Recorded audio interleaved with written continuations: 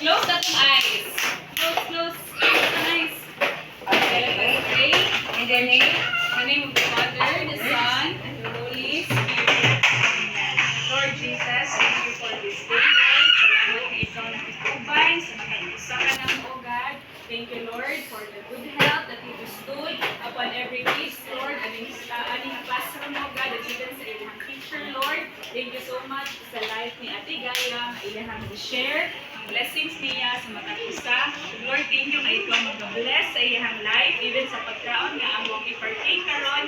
Thank you so much that this will give nourishment to all our bodies. In the mighty name of Jesus, we pray. Amen.